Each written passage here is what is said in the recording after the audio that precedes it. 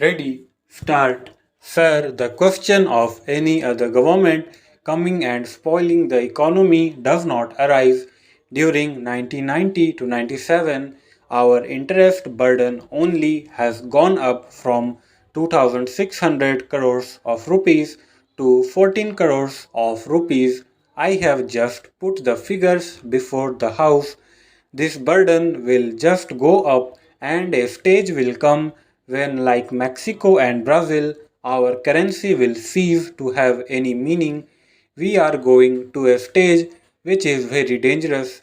Future generations will not excuse us. It is like a family.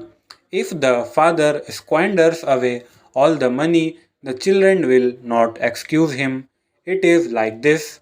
We are squandering the money which is in our hands. We are squandering the money which we can borrow. We are also squandering the money which our sons can borrow. This is a very serious situation.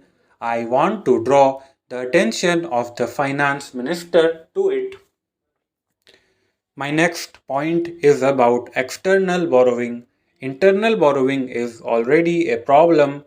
How can external borrowing be repaid? It can be repaid only by two methods. Either you borrow to repay, which we are doing, or you repay by increasing your own foreign exchange earnings. The present finance minister is also the commerce minister. I must say a word of appreciation.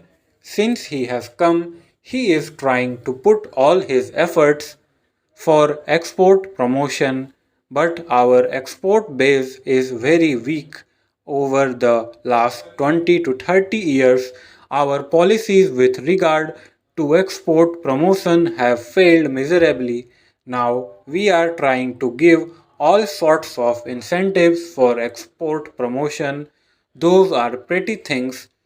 When you give some concessions to trade or commerce, the Chamber of Commerce and Industry says that this should be 10% less or more. Now, these are very minor things. The major thing is that a country of the size of India, a country with this size of the budget and with all the resources, should have more exports. We never tired of saying that we have the third largest body of intellectuals in the world of scientific and intelligent manpower. It may be a fact, but what is the use of that manpower if we cannot become an export trade surplus country? Small countries like Korea and Singapore have increased their exports tremendously. Therefore, the export policy deserves to be examined on a war footing in spite of the efforts of the present finance minister and the commerce minister. It is not going up. What we need is not a 10% or 20% increase in exports. What we need is a 500% increase in export. Let us put our industrialists together. Let us call a meeting. Let us tell them that in this country's income, it is not a question of A, B, or C making profit, but the country will must get the foreign exchange. What have we seen during the last 10 or 15 years? None of the large houses who get industrial licenses from the government was able to generate foreign exchange. It is our masons, our carpenters, and our craftsmen who have gone to the Middle East and to the Southeast Asia and who have earned the money and sent it to India. That is how this country has become rich. The ultimate strength of the country still lies in the small man. We have to make policies by which more foreign exchange can be earned. I will not come to the much talked about FERA. We heard of it when some industrialist is arrested for a violation of Foreign Exchange Regulation Act. Now, this Foreign Exchange Regulation Act needs a total change.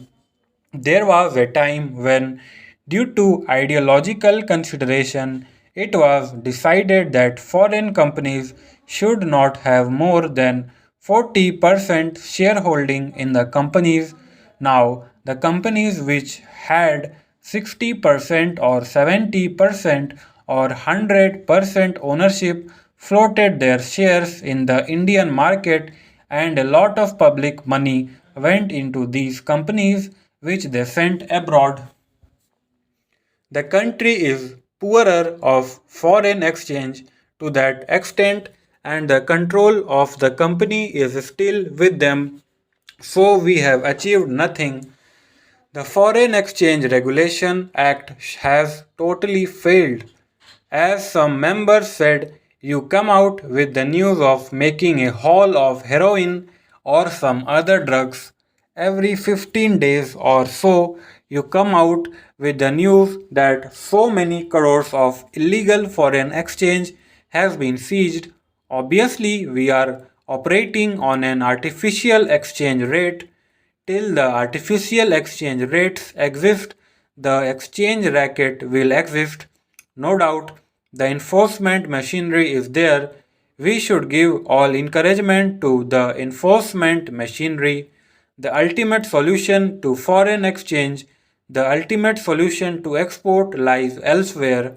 It is lies in the fiscal policies of the government. The government must have a relook at the policies. Stop.